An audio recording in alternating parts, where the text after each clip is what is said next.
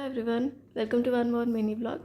ఇదైతే new year రోజు అండి. మేము ఫస్ట్ దొడ్డ గణపతి టెంపుల్కి వెళ్ళాము. న్యూ ఇయర్ సెలబ్రేట్ చేసుకున్నట్టు ఉంటుంది అండ్ దేవుడి దగ్గరికి కూడా వెళ్ళి దర్శనం చేసుకున్నట్లు ఉంటుందని టెంపుల్కి వెళ్ళామన్నమాట. చాలా బాగుంటుందండి, చాలా పెద్ద విగ్రహం అనమాట. ఆ తర్వాత పక్కనే బిగ్ బుల్ టెంపుల్ ఉంటుంది, అక్కడికి కూడా వెళ్ళేసి అండ్ అక్కడి నుంచి టిప్పు సుల్తాన్ ప్యాలెస్కి వచ్చామన్నమాట.